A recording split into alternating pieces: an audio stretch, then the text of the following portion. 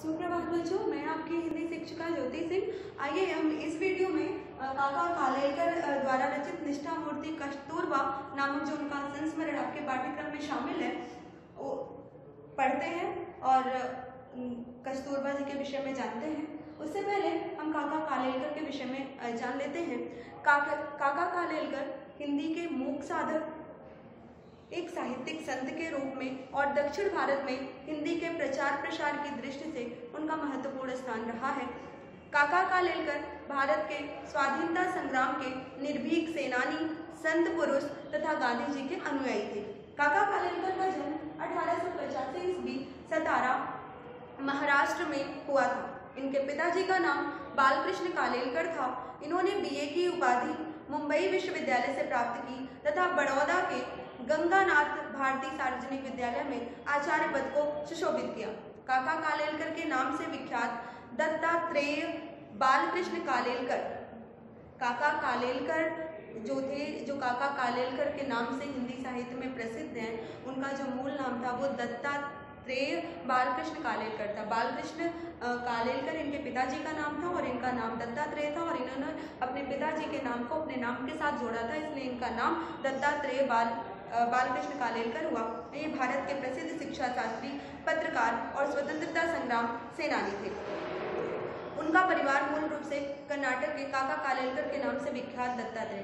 आगे देखिए, इनका परिवार मूल रूप से कर्नाटक के करवाड़ जिले का रहने वाला था और इनकी मातृभाषा कोंकणी थी, लेकिन सालों से गुजरात में बस जाने के कारण गुजराती भाषा पर भी इनका बहुत अच्छा अधिकार था और वे गुजराती के प्रख्यात लेखक समझे जाते थे। काका कालेलकर साबरमती आश्रम जिसकी स्थापना किसने की थी? महात्मा गांधी ने की थी। उस साबरमती आश्रम में ये प्रधानाध्यापक के पद पर सुशोभित थे और अहमदाबाद में गुजरात में विद्यापीठ की स्थापना में इन्होंने महत्वपूर्ण योगदान दिया। अहमदाबाद में जो विद्यापीठ की स्थापना हुई थी, इसमें इनकी महती भूमिका थी और गांधी जी के ये निकटतम सहयोगी थे और ये गांधी जी के सहयोगी के नाम से भी प्रसिद्ध हुए। सर्वोदय पत्रिका प्रकाशित होती थी, उस पत्रिका के ये संपादक भी रहे और 1930 में पुणे की यरवदा जेल में जब गांधी जी बंद थे तो उसमें उनका साथ दिया था कालेलकर ने। काका कालेलकर सच्चे बुद्धिजीवी व्यक्ति थे। लिखना सदा से इनका व्यसन था। सार्वजनिक कार्य की अनिश्चितता और व्यस्तताओं के बावजूद यदि उन्होंने 20 से ऊपर ग्रंथों की रचना कर डाली तो इस पर किसी को भी आश्चर्य नहीं होना चाहिए। इनमें कम से कम इन्होंने 20 ग्रंथ तो लिखे हैं, लेकिन इनमें से कम 5 से 6 ग्रंथ जो है वो हिंदी भाषा के हैं। आपने देखा कि इनका जन्म जो है कि कहाँ हुआ था? महाराष्ट्र के सतारा में हुआ था। ठीक है, इनका जो परिवार था मूल रूप से कहाँ का रहने वाला था? कर्नाटक का। तो ये कोंकणी भाषा, फिर ये महाराष्ट्र में रहे तो मराठी भाषा, फिर ये गुजरात में कई वर्षों तक रहे तो गुजराती भाषा। लेकिन इनका जो प्रेम था वो हिंदी भाषा के प्रति था, क्योंकि इन्होंने हिंदी भाषा सीखी थी और हिंदी भाषा सीखने के पश्चात लोगों में हिंदी के प्रति सम्मान जागृत करने के लिए, हिंदी को आदर दिलाने के लिए ये गांव-गांव या फिर दक्षिण भारत में हिंदी प्रचार सभा, जिसकी स्थापना महात्मा गांधी ने की थी। महात्मा गांधी ने वर्धा गुजरात में राष्ट्रीय भाषा प्रचार समिति की स्थापना की थी और उस समिति के कार्यवाहक के रूप में काका कालेलकर का नाम अग्रगण्य था। काका कालेलकर ने जिन्हें गुजराती बहुत अच्छे से आती थी, मराठी आती थी, कोंकणी आती थी और इन्होंने हिंदी भाषा सीखी। क्यों? क्योंकि हिंदी को राष्ट्रभाषा का गौरव दिलाने के लिए हिंदी की जो अवहेलना और जो उपेक्षा की जा रही है, जो अंग्रेजी का वर्चस्व उस समय कायम था, उसमें हिंदी को उसका अपना अधिकार दिलाने के लिए इन्होंने अथक प्रयास किया और इसलिए इन्होंने 20 ग्रंथ लिखे हैं, जिसमें से 5-6 जो ग्रंथ हैं वो हिंदी में लिखे गए। और यहाँ पर इस बात का उल्लेख अनुपयुक्त न होगा कि 2-4 को छोड़कर उनके जो बाकी ग्रंथ थे उसका अनुवाद भी काका साहब ने स्वयं किया था, और चाहे वो मौलिक इनके ग्रंथ हो चाहे अनुवादित ग्रंथ हो, ये इनकी भाषा शैली के ही परिचायक हैं। आचार्य काका कालेलकर जी का नाम हिंदी भाषा के विकास और प्रचार के साथ भी जुड़ा हुआ है। 1938 में दक्षिण भारत हिंदी प्रचार सभा के अधिवेशन में भाषण देते हुए उन्होंने कहा था कि राष्ट्रभाषा प्रचार हमारा राष्ट्रीय कार्यक्रम है, राष्ट्रभाषा प्रचार हमारा राष्ट्रीय कार्यक्रम है। और अपने इसी वक्तव्य पर दृढ़ रहते हुए उन्होंने हिंदी प्रचार को राष्ट्रीय कार्यक्रम का दर्जा दिया। हमने जैसे आपको बताया पहले मुस्लिम शासन था तो फारसी भाषा का वर्चस्व था। फिर जब अंग्रेज शासन आए हमारे देश में तो अंग्रेजी भाषा का वर्चस्व कायम हुआ। ऐसे में हिंदी कहीं ना कहीं उपेक्षित रह गई। हिंदी जिसका कि मूल स्थान हमारा भारतवर्ष है, वो हमारी मातृभाषा है, राजभाषा है और राष्ट्रभाषा भी अभी तक पूरी तरह बन नहीं पाई है। हालांकि राष्ट्रभाषा के पद पर भी हिंदी को ही सुशोभित हम करते हैं। तो यहाँ पर हिंदी दक्षिण भारत के लोग वैसे भी वो अंग्रेजी के हिमायती हैं, हिंदी की अनदेखी करते हैं, हिंदी की अवहेलना करते हैं, हिंदी का तिरस्कार करते हैं। ऐसे में दक्षिण भारत में जो हिंदी सभा का अधिवेशन हुआ था वहाँ पर उन्होंने हिंदी का प्रचार प्रसार किया और हिंदी के इस प्रचार प्रसार को उन्होंने दर्जा किसका दिया? राष्ट्रीय कार्यक्रम का दर्जा दिया। क्योंकि हम अपनी भाषा, अपनी संस्कृति, अपनी जड़ों से जुड़े रहें, ये एक राष्ट्रीय हित का ही कार्यक्रम है। उन्होंने पहले स्वयं हिंदी सीखी और फिर कई वर्ष तक दक्षिण में सम्मेलन की ओर से प्रचार कार्यक्रम किया। अपनी सूझबूझ, विलक्षणता और व्यापक अध्ययन के कारण उनकी गणना प्रमुख अध्यापकों और व्यवस्थापकों में होने लगी। अब इनकी जो तर्क क्षमता थी, जो सूझबूझ थी, जो विलक्षणता थी, इसके कारण इनकी जो गणना है वो अध्यापकों, प्रमुख अध्यापकों और व्यवस्थापकों में होने लगी। हमने आपको पहले बताया कि इन्होंने ये कहाँ पे प्रधानाध्यापक थे? साबरमती आश्रम में।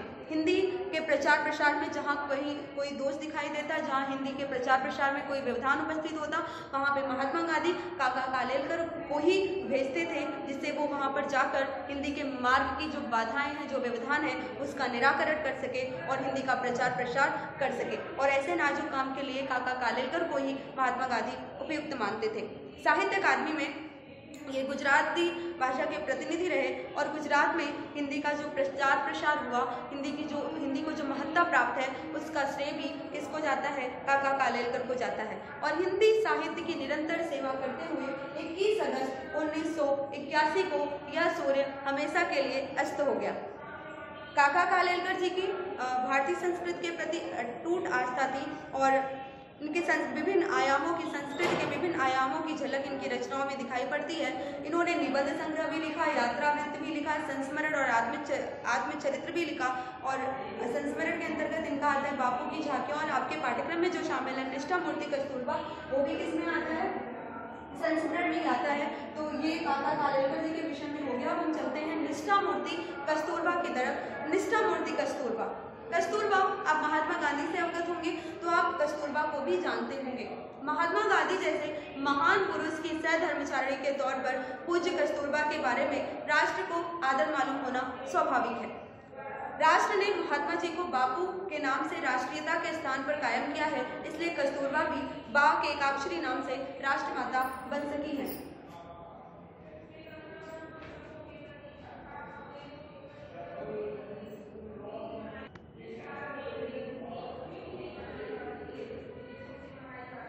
ये संपूर्ण राष्ट्र महात्मा गांधी को राष्ट्रपिता के उपनाम से सुशोभित करता है और बापू कहकर उनकी पूजा करता है, उनको सम्मान प्रदान करता है और उस महान संत की आराधना करता है। और महात्मा गांधी की सहधर्मचारिणी थी कस्तूरबा और महात्मा गांधी की अर्धांगिनी होने के कारण, उनकी सहधर्मचारिणी होने के कारण, उनकी संगिनी होने के कारण, उनकी पत्नी होने के कारण कस्तूरबा भी राष्ट्रमाता के पद पर सुशोभित हुई और इस बा एकाक्षरी नाम से वो राष्ट्रमाता बन पाई। किंतु ऐसा नहीं था कि महात्मा गांधी जी से उनका रिश्ता था, वो महात्मा गांधी जी की पत्नी थी, बस इसी कारण वो राष्ट्रमाता बन पाई। अभी तो उनके जो अंदर आंतरिक सद्गुण विद्यमान थे, जो निष्ठा का गुण उनमें विद्यमान था, जो माँ की ममता और माँ का वात्सल्य उनके अंदर समाविष्ट था, उसके कारण वो राष्ट्रमाता बनी। केवल महात्मा गांधी जी के कारण, अपने रिश्ते के, महात्मा गांधी जी से अपने रिश्ते के कारण ही नहीं, अभी तो अपने सद्गुणों के कारण भी वो राष्ट्रमाता बन पाई। चाहे दक्षिण अफ्रीका हो या हिंदुस्तान। दक्षिण अफ्रीका में महात्मा गांधी ने काले और गोरे का जो विभेद वहाँ पे होता है और जो हम हिंदुस्तानियों को काला कहकर जो उनको अपमानित किया गया था, इसमें महात्मा गांधी ने आंदोलन किया था और अंग्रेजों के द्वारा भारतीयों को काले कहे जाने का विरोध किया था। और उस समय दक्षिण अफ्रीका में महात्मा गांधी के साथ रही कस्तूरबा और उनके हर आंदोलन में सक्रिय सहभागिता निभाई। और हिंदुस्तान में भी गांधी ने जो भी आंदोलन गांधी जी ने शुरू किए, चाहे वो असहयोग आंदोलन हो, सविनय अवज्ञा आंदोलन हो, भारत छोड़ो आंदोलन हो, जो बन पड़ता था कस्तूरबा से वो करती थी और महात्मा गांधी के साथ हमेशा खड़ी रहती थी और उनके साथ कदम से कदम मिलाकर चलती थी। सरकार के खिलाफ, चाहे वो दक्षिण अफ्रीका की सरकार के खिलाफ हो और चाहे वो हिंदुस्तान में जो उस समय अंग्रेज सरकार थी उसके खिलाफ, जब भी अपने चारित्रिक तेज को प्रकट करने का अवसर आया, कस्तूरबा हमेशा इस दिव्य कसौटी पर खरी उतरी। इससे भी बात यह है कि बड़ी तेजी से बदलते हुए आज के युग में भी आर्य सती का जो आदर्श हिंदुस्तान ने अपने हृदय में कायम कर रखा है, उस आदर्श की जीवित प्रतिमा के रूप में राष्ट्र कस्तूरबा को पहचानता है। आर्य सती का आदर्श आज तो आधुनिकता की दौड़ में लोग अपनी परंपराओं, अपनी संस्कृति, अपनी सभ्यता को विस्मृत करते जा रहे हैं, भूलते जा रहे हैं। पाश्चात्य संस्कृति का अंधा अनुकरण हो रहा है हमारे वर्तमान समय में। लेकिन आज भी सती का जो आदर्श है, सती के रूप में हम किसको याद करते हैं? सीता को याद करते हैं या फिर सावित्री को याद करते हैं और अब कस्तूरबा जी को भी याद करते हैं। तो आर्य सती का जो चरित्र हिंदुस्तान ने अपने हृदय में बसा रखा था, उस आदर्श की जीवित प्रतिमा के रूप में सारा राष्ट्र आज कस्तूरबा का नमन करता है, उनकी उपासना करता है, उनकी पूजा करता है। सती क्या होता है आप जानते ही हैं। सती जो पति पारायण हो, पति ही उसके लिए सर्वस्व हो, पति ही परमेश्वर हो, पति के भावों की अनुगामिनी हो, पति के साथ चलने वाली हो, पति का साथ देने वाली हो और स्वप्न में भी परपुरुष के विषय में सोचने वाली ना हो। सावित्री ने क्या किया था? यमराज से अपने पति को वो वापस ले आई थी, इसलिए उन्हें सती सावित्री कहा जाता है। तो सती का जो आदर्श हिंदुस्तानियों ने अपने हृदय में कायम कर रखा था, अपने हृदय में बनाए रखा था, उस की जीवित प्रतिमा के रूप में कस्तूरबा हमारे समक्ष आती है। कस्तूरबा अनपढ़ थी, वो पढ़ी लिखी नहीं थी, वो निरक्षर थी और उनका जो भाषा ज्ञान है वो किसी देहाती से अधिक नहीं था। अनपढ़ थी, निरक्षर नहीं हम कह सकते, अनपढ़ थी और उनका जो भाषा ज्ञान है वो हिंदुस्तानियों से अधिक नहीं था। और वो दक्षिण अफ्रीका में भी कुछ समय जाके रही, इसलिए कुछ अंग्रेजी उन्होंने सीख ली थी। आप भी अगर कहीं जाके रह जाते हैं तो वहाँ के भाषा के कुछ शब्दों को सीख जाते हैं। जब ये दक्षिण अफ्रीका में रही तो अंग्रेजी यदि कोई बोलता था तो ये समझ लेती थी और 25-30 शब्द इन्होंने अंग्रेजी के याद भी कर लिए थे और यही 25-30 शब्द इनकी जमा पूंजी थे। और हिंदुस्तान में यदि कोई अंग्रेजी मेहमान महात्मा गांधी के घर आता था, जैसे मिस्टर एंड्रयूज, तो वो 25-30 शब्द जो उनकी जमा पूंजी थी अंग्रेजी की, जो उन्होंने जमा करके रखी थी, उसी से वो काम चला लेती थी। और कभी कभी, क्योंकि इन्हें अधिक तो आता नहीं था, वो 25-30 शब्द में हमेशा सही से तो बोल नहीं पा रही होंगी, इसलिए कभी कभी वो स्थिति, उनका वो वार्तालाप विनोदात्मक हो जाता और हास्य उत्पन्न कर देता।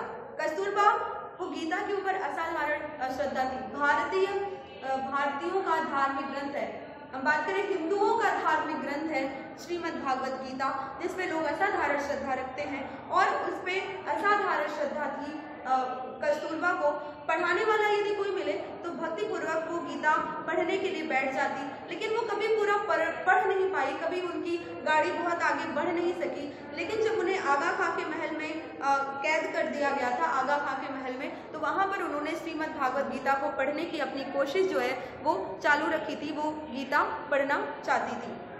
उनकी निष्ठा का जो दूसरा ग्रंथ था वो तुलसी द्वारा रचित रामचरितमानस था।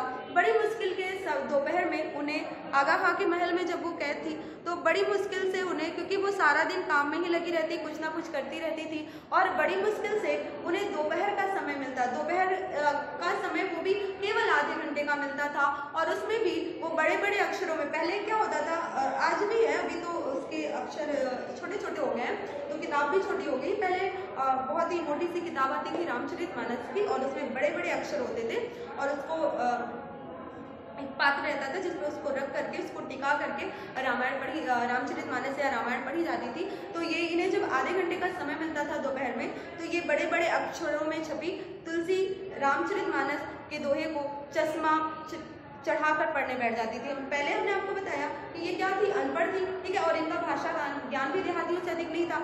उसके ऊपर क्या है कि ये तुलसी रामचरितमानस की इतनी बड़ी सी किताब जो कि बड़े बड़े अक्षरों में छपी हुई है, चश्मा चढ़ा के पढ़ने बैठ जाती थी। और इस दृश्य को देखकर कालेलकर जी कहते हैं कि मैं बहुत आनंदित, बहुत मग्न, बहुत प्रसन्न हो जाया करता था। और वो रामचरितमानस भी पूरा नहीं पढ़ पाई और सीता के चरित्र को समझ नहीं पाई, सीता के विषय में जान नहीं पाई, लेकिन वो सीता का वर्णन भले ही ना समझ पाई हो, सीता के विषय में भले ना जान पाई हो, बट प्रत्यक्ष सती सीता तो वो थी ही, क्योंकि सीता के जो सद्गुण है वो कस्तूरबा के अंदर विद्यमान थे। सीता के विषय में ना ही जान पाई, लेकिन वो वर्तमान जगत में वो सती सीता तो थी ही। दुनिया में दो अमोघ शक्तियां होती हैं, दो शक्तियां होती हैं जो कभी निष्फल नहीं होती। एक होता है शब्द, दूसरी होती है कृति, बोलना और करना, ठीक है। और गांधी जी की इन दोनों के ऊपर असाधारण श्रद्धा थी। वो जो कहते थे वो करते थे, जो बोलते थे वो करते थे, शब्द और कृति दोनों को वो लेकर चलते थे। लेकिन कस्तूरबा केवल करने पर विश्वास करती थी, केवल कृति पर विश्वास करती थी। वो कुछ कहती नहीं थी, बस जो करना होता था वो कर देती थी। और कृति की उपासना करके ही उन्होंने अपनी जीवन सिद्धि प्राप्त की। दक्षिण अफ्रीका की सरकार ने जब उन्हें जेल भेज दिया, दक्षिण अफ्रीका में जब थी और महात्मा गांधी के साथ वो क्रांतिकारी गतिविधियों में उन्होंने हिस्सा लिया था, तो उन्हें जेल भेज दिया गया। और कस्तूरबा ने अपना बचाव तक नहीं किया और ना ही अंग्रेज सरकार से निवेदन किया कि वो उन्हें छोड़ दे। उन्होंने बस केवल इतना ही कहा कि मुझे तो कानून तोड़ना ही है जो ये कहते हैं कि मैं महात्मा गांधी की पत्नी नहीं हूँ। इतना कहकर वो सीधे जेल में चली गई। जेल में उनकी तेजस्विता को तोड़ने की सारी कोशिशें नाकाम रही और अंत में सरकार ही झुक गई। डॉक्टर ने जब उन्हें धर्म विरुद्ध खुराक लेने को कहा, तब उन्होंने धर्मनिष्ठा पर कोई व्याख्यान नहीं दिया। अमूमन क्या होता है, अगर कोई हमसे धर्म विरोधी बातें कहता है तो हम उसे भाषण देने लग जाते हैं, अपने धर्म की महत्ता प्रतिपादित करने लग जाते हैं और उसकी बातों को निराधार, निरर्थक और अनैतिक सिद्ध करने में लग जाते हैं। लेकिन कस्तूरबा ऐसा नहीं थी। जब उन्हें डॉक्टर ने कहा धर्म विरुद्ध खुराक लेने को, जो उनका धर्म था, आप कह सकते हैं मांसाहार करने को कहा होगा, तो उन्होंने कोई व्याख्यान नहीं किया, डॉक्टर से कोई तर्क वितर्क नहीं किया।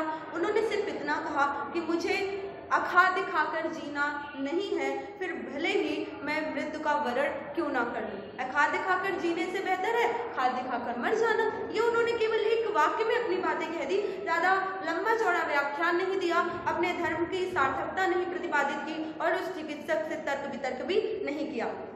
और कस्तूरबा की कसौटी केवल सरकार ने की है ऐसा ही नहीं था। महात्मा गांधी जी ने भी कई बार उनका दिल दिखाया, कई बार उनको मर्मस्पर्शी बातें कही, कई बार शब्दों के कठोर आघात उन पर किए, लेकिन पति का अनुसरण करना ही पत्नी का कर्तव्य है, ऐसी उनकी निष्ठा थी। और अपनी इसी निष्ठा के कारण वो मन में किसी भी प्रकार का संदेह लाए बिना अपने पति महात्मा गांधी का अनुसरण करती रही और उनके कार्यों में उनका सहयोग करती रही। काका कालेलकर कहते हैं कि कस्तूरबा जी का प्रथम दर्शन मुझे शांति निकेतन में हुआ। सन 1915 ईस्वी के प्रारंभ में जब महात्मा जी यहाँ पधारे, तब स्वागत का समारंभ पूरा होते ही सब लोगों ने सोने की तैयारियां की। आंगन के बीच एक चबूतरा था। महात्मा जी ने कहा हम दोनों यहीं सोएंगे। आंगन के बीच एक चबूतरा था और महात्मा गांधी जी ने कहा मैं और मेरी पत्नी अर्थात कस्तूरबा हम दोनों यहीं सोएंगे। अगल बगल में बिस्तरे बिछाकर बापू और बा सो गए और हम सब लोग आंगन के आसपास अपने बिस्तरे बिछाकर सो गए। इस दिन मुझे ऐसा लगा मानो हमें आध्यात्मिक माँ बाप मिल गए हैं, क्योंकि माँ बाप क्या है ऊपर सोए हुए थे और बच्चे सारे नीचे सोए हुए थे। तो ऐसा लगा कि मुझे, क्योंकि वो जैविक माँ बाप तो काका कालेलकर के नहीं थे, लेकिन उन्हें ऐसा लगा कि हमें आध्यात्मिक माँ बाप मिल गए हैं। आगे कहते हैं कालेलकर, उनके दर्शन मुझे उस समय हुए जब वह बिरला हाउस में गिरफ्तार की गई। बिरला हाउस से उन्हें गिरफ्तार किया गया और महात्मा गांधी को गिरफ्तार करने के बाद सरकार की ओर से कस्तूरबा से कहा गया कि अगर आपकी इच्छा हो तो आप भी साथ में चल सकती हैं। महात्मा गांधी को जब गिरफ्तार किया गया तो अंग्रेज सरकार ने कस्तूरबा से कहा कि यदि आपकी इच्छा हो तो आप भी गांधी जी के साथ चल सकती हैं। तो बा ने कहा कि आप गिरफ्तार करें तो ही मैं जाऊंगी, वरना आने की मेरी कोई तैयारी नहीं है। महात्मा जी जिस सभा में बोलने वाले थे उस सभा में जाने का उन्होंने निश्चय किया था और पति के गिरफ्तार होने के बाद उनका काम आगे चलाने की जिम्मेदारी बा ने कई बार उठाई है। शाम के समय जब व्याख्यान के लिए वो निकल पड़ी तो सरकारी अमलदारों ने आकर उनसे कहा, माता जी सरकार का कहना है कि आप घर में ही रहें, सभा में जाने का कष्ट ना उठाएं। जो सरकारी अमलदार थे उन्होंने आकर कहा, वो गांधी जी के अध्यक्ष वो व्याख्यान देने जाने वाली थी, तो आकर उन्होंने कहा जो सरकारी अमलदार थे कि सरकार ने कहा है कि माता जी आप घर पे ही रहे, सभा में जाने का कष्ट ना उठाए। बा ने उस समय उन्हें ना देश सेवा का महत्व समझाया और ना ही उन्होंने उन्हें देशद्रोही करने वाले तुम कुत्ते हो कहकर उनकी निभर्त्सना ही की। उन्होंने एक ही वाक्य में सरकार की सूचना का जवाब दिया, सभा में जाने का मेरा निश्चय पक्का है, मैं जाऊंगी।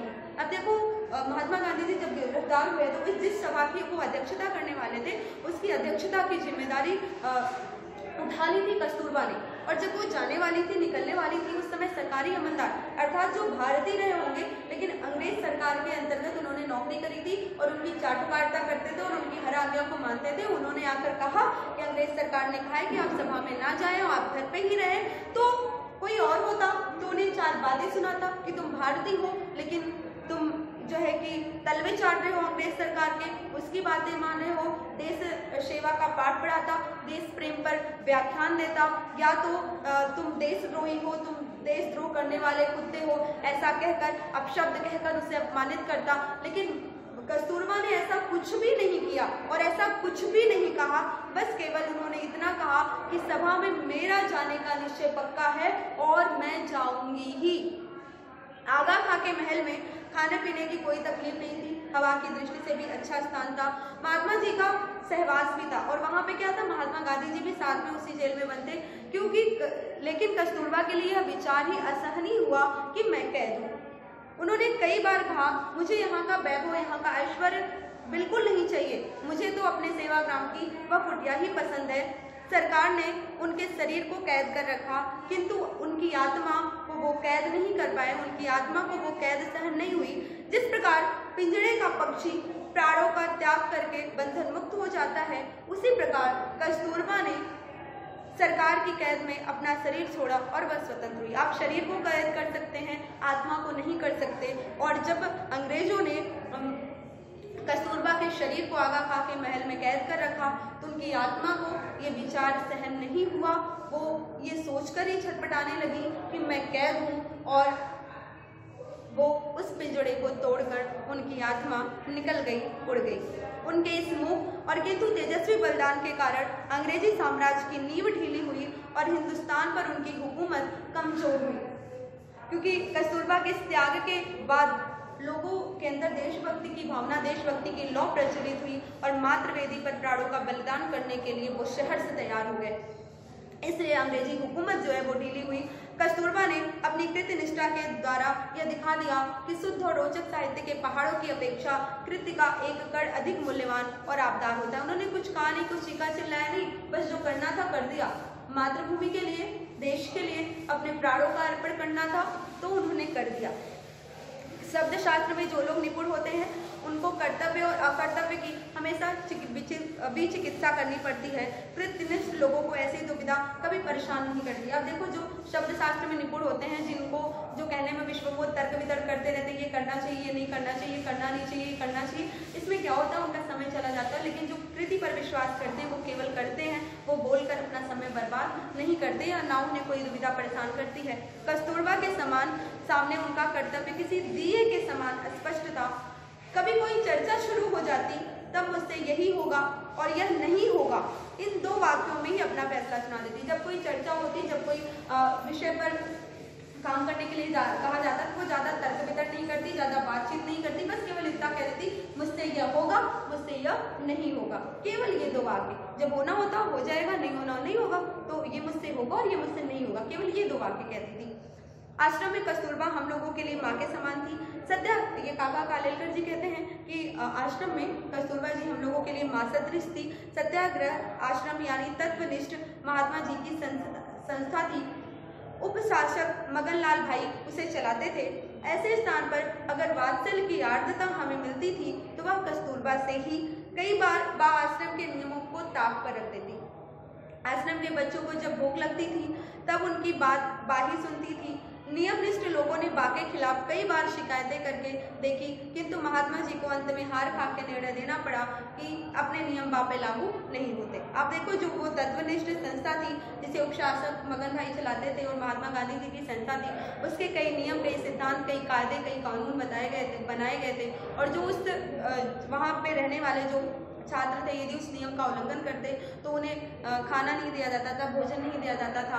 लेकिन जब कस्तूरबा जी वहाँ पर होती तो उन्हें ये चीज़ सहन नहीं होती और वो सारे नियमों और कायदों को ताक पे रखते हुए उस भूखे को भोजन कराती। और कई जो नियम पसंद लोग थे उन्हें ये बात रास नहीं आती और जाकर शिकायत करते महात्मा गांधी जी से। और महात्मा गांधी ने भी कई बार समझा कर देख लिया था, लेकिन उन्होंने देखा कि कस्तूरबा का वात्सल्य उन पर हावी है, नियम सिद्धांत से उन्हें कोई फर्क नहीं पड़ता, इसलिए वो भी हार मान गए और उन्होंने ये कह दिया या उन्हें ये कहना पड़ा कि इस आश्रम के जो नियम है वो बा पर लागू नहीं होते। आश्रम में चाहे बड़े बड़े नेता आए या मामूली कार्यकर्ता आए, उनको खाने की पूछताछ अत्यंत प्रेम के साथ यदि किसी ने की हो तो वो पूज्य कस्तूरबा ने ही। आलस्य ने तो उनको कभी छुआ तक नहीं। किसी प्राणघातक बीमारी से मुक्त होकर चंगी हुई हो और शरीर में जरा सी शक्ति आई हो, किंतु तुरंत बाप आश्रम की रसोई में जाकर काम करने लग जाती। ठेठ आखिर में उनके हाथ पांव थक गए थे, शरीर जीर्ण हुआ था, मुंह में एक दांत नहीं बचा था, आंखें निस्तेज हो गई थी, तब भी वह रसोई में जाती और जो काम बन सके आस्था पूर्वक करती। जब मैं उनसे मिलने जाता और जब वो मुझे खाने के लिए कुछ देती, तब छोटे बच्चे की तरह हाथ फैलाने में मुझे असाधारण धन्यता का अनुभव होता था। आप देखो, कोई भी आए, चाहे मामूली कार्यकर्ता या चाहे कोई बड़ा नेता है, उसके खाने पीने की पूछताछ वो भेदभाव नहीं करती किसी के साथ कि ये मामूली कार्यकर्ता या कोई ये बड़ा नेता है। वो दोनों के साथ एक जैसा प्रेम पूर्वक ही व्यवहार करती थी और प्रेम से उन्हें खाने पीने के लिए पूछती। और उनकी तबीयत खराब हुई हो या कोई भी समस्या हो, वो जरा सा ठीक होती कि वो रसोई गृह में पहुंच जाती और खाने पीने की जिम्मेदारी संभाल लेती। और यहाँ तक कि जब वो वृद्धावस्था में थी और उनका शरीर जीर्ण हो गया था, हड्डियों का ढांचा मात्र रह गया था, उनकी आंखें निस्तेज हो गई थी, उसमें तेजहीन हो गई थी, तेज नहीं रह गया था, कह सकते हैं कम दिखाई पड़ रहा था, मुंह में दांत भी बिल्कुल नहीं बचा था, उसके बाद भी वो रसोई गृह में जाती थी और जो काम उनसे बन पड़ता था वो करती थी। हम क्या, थोड़ा सा बुखार हो गया, हम आलस करने लग जाते, काम नहीं करते, लेकिन वो उस स्थिति में भी काम करती थी। वह भले ही अशिक्षित रही हो, संस्था चलाने की जिम्मेदारी लेने की महत्वाकांक्षा भले ही उनमें कभी न जागी हो, देश में क्या चल रहा है उसकी सूक्ष्म जानकारी वो प्रश्न पूछ कर या अखबारों के ऊपर नजर डालकर वो प्राप्त कर लेती थी। मतलब देश में क्या हो रहा है ये लोगों से पूछ कर या फिर अखबारों से पढ़ के वो इस जानकारी को इकट्ठा कर लेती थी। और महात्मा जी जब जेल में थे तो 2-3 बार राजकीय परिषदों का या शिक्षण सम्मेलनों की अध्यक्षता की जिम्मेदारी कस्तूरबा को ही लेना पड़ा था और उनके अध्यक्षीय भाषण लिख देने का काम मुझे करना पड़ता था। काका कालेलकर जी कहते हैं, लेकिन वो कहते हैं मैं अपनी ओर से एक भी दलील या अपने एक विचार को उस भाषण में उल्लेखित नहीं करता था, वो जैसा बोलती थी मैं वैसा लिख देता था।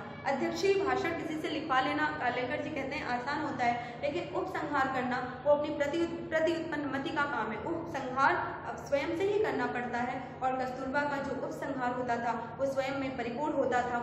उनके भाषणों की समझ, भाषा की सावधानी और खानदानी की महत्ता आदि उत्कृष्टता के गुण उनमें दिखाई देते हैं। कहते हैं आज के ज़माने में स्त्री जीवन संबंध के हमारे आदर्श काफ़ी बदल गए हैं और आज कोई स्त्री अगर कस्तूरबा की तरह अशिक्षित हो और किसी तरह की महत्वाकांक्षा का उदय उसमें दिखाई ना दे तो उसका जीवन हम यशस्वी या कृतार्थ नहीं कहेंगे। आज के जीवन में जो स्त्री का जो संबंध है, स्त्री पुरुष का संबंध है या स्त्री का जो जीवन है या स्त्री की जो महत्वाकांक्षा है या स्त्री के जो अधिकार है वो परिणत हो गए हैं। और आज के समय में यदि कोई स्त्री अशिक्षित हो, ठीक है, पढ़ी लिखी ना हो, अनपढ़ हो और उसमें कोई महत्वाकांक्षा ही ना हो, कुछ कर गुजरने की लालसा ही ना हो, कोई उसका उद्देश्य, कोई जीवन का लक्ष्य ही ना हो, तो हम उसके जीवन को यशस्वी या कृतार्थ कह ही नहीं सकते।